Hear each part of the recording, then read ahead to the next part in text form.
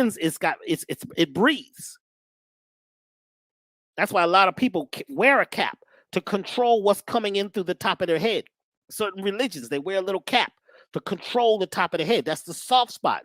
That's the spot that is the last spot, the last bones to form in a baby. When you run, your body needs to release certain vapors to get to certain speeds. When you pull your cap off, the vapor shoots out through the top of your head, and you could run like crazy. You could get away from almost anything for a certain amount of seconds. You need to find a tree, a hole, a fence. You could jump over it. When you are in those excited states, the body, the subconscious takes over and says, it's about survival. We got to move faster. Your feet are moving so fast. It's crazy because normally you might not be able to run this fast. You might not be able to move this quick. You might not be able to jump that fence. But the body says we are in survival mode. And in survival mode, we got to get away from whatever's offending us. So turn up the speed. Turn up everything. Pump the oxygen. The eyes dilate. And all of a sudden, digestion stops. Healing stops in the body. And the only thing that comes online is the subconscious saying is get away from the thing that's offending us. Imagine the thing that's offending you is on TV or a story you just heard or a lecture you just heard. Somebody told you about something that's really scary and crazy. Did you know that you pump the same amount of adrenaline, whether it's actually happening or not? Because the subconscious cannot perceive or conceive of anything that's not actually happening. It doesn't think. It's pumping adrenaline as you're watching the movie, as you're watching the show, and people are being murdered and they're showing blood. In fact, that's the number one. And the number one thing they're going to show is the blood and the gore. And even in news, they say the story that leads is the one that bleeds, the one that has the most drama, because we've been programmed for so long to look for drama. And that drama pumps that cortisol and it pumps that adrenaline just as if you were being chased by a grizzly bear. But guess what? You don't run because it's just your subconscious is all pumped up, but your conscious mind says, no, this is just television. I'm used to this. Did you know that begins to wear down your nerves? Your parasympathetic nervous system begins to slow down. Parasympathetic nervous system is the one that says, what's most important for us to live, to thrive. It's like the wise part of the nervous system. It's like the wise old lady. The sympathetic nervous system is reacting to everything outside in the environment, everything, unfiltered. But then when it hits the parasympathetic nervous system, the parasympathetic nervous system says that whatever's going on out there, this is important, that's not important, based on the basic programming that you have in your head. So imagine you're watching the TV or whatever, or you're listening to these events which are stressful. That's the news. It's going on every day. How bad it is. It's getting worse every day. Every year, every day, the world is about to come to an end. The system is about to crash. The money's about to crash. Everything. The banks are going to be going down soon. This is I've been hearing this since I've been on the planet. Oh boy, it's about to be a nuclear war. It's event after event after event after event. Subconscious is programming this as drama. But after a while, you're not reacting to it anymore. But it is having an effect on your heart. It's having an effect on your organs.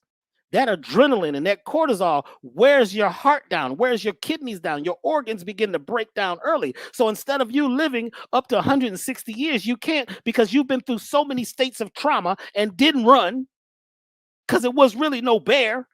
You sat there. These chemicals begin to break you down. These hormones begin to break you down. Then you're eating the food, right? The food that you're eating, it is programmed with drama, with cortisol, because when the animals are being killed and slaughtered, they're programming the energy in their tissue of drama, of trauma, of pain, of grief, of despair. You're eating that and you're taking that on. The subconscious doesn't know that that's just food.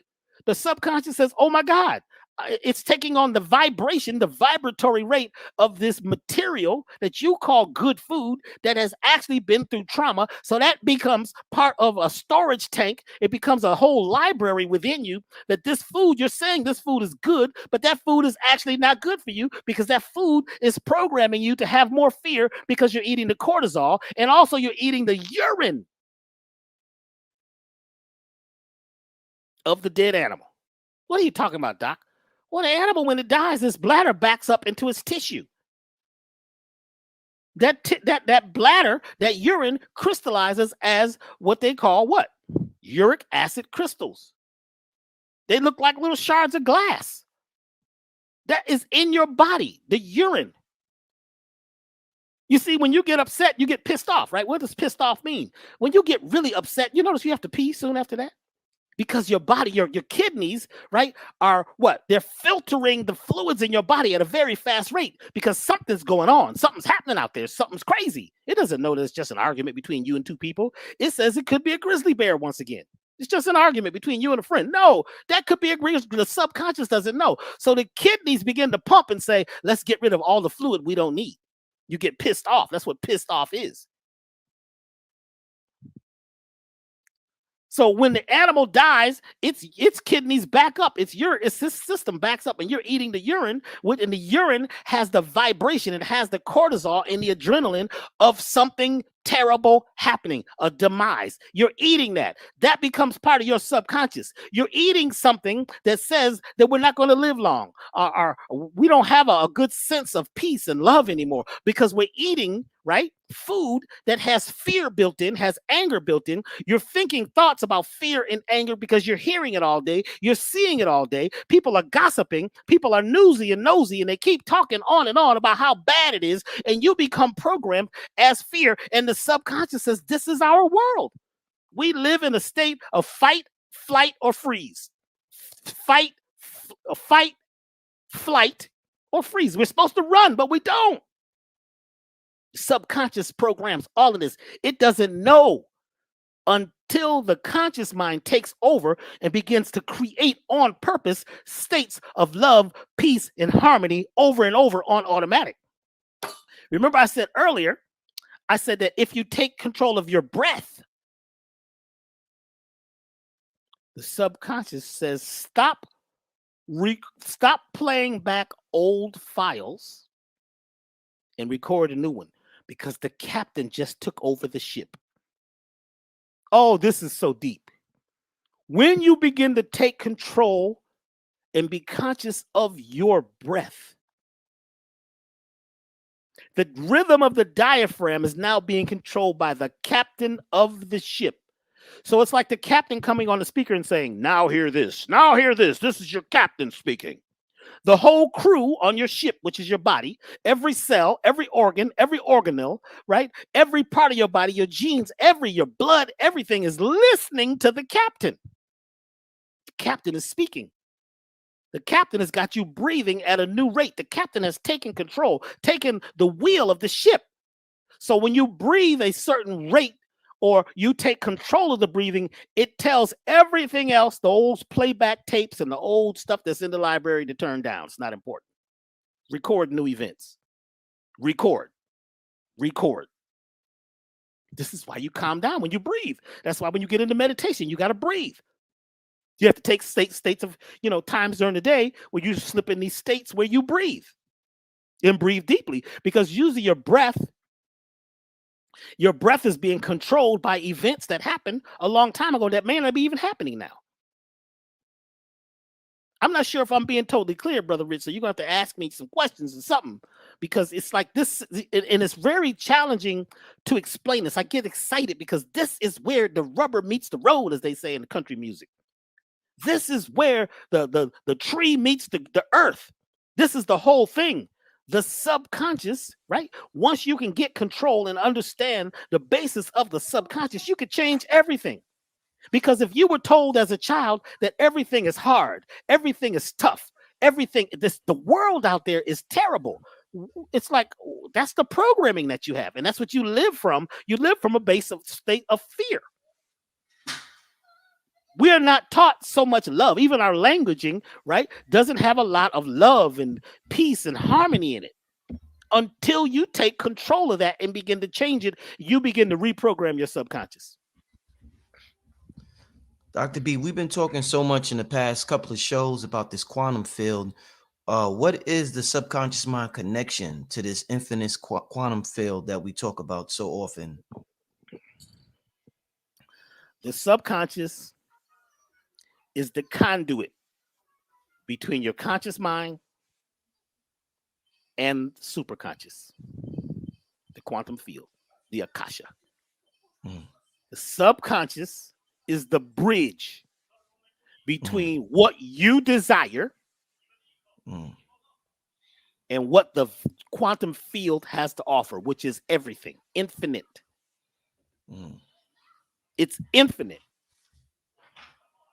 But the subconscious is the challenge, because the subconscious is going to take what you say you desire and weigh it against the belief systems that you have, the Mm. programming.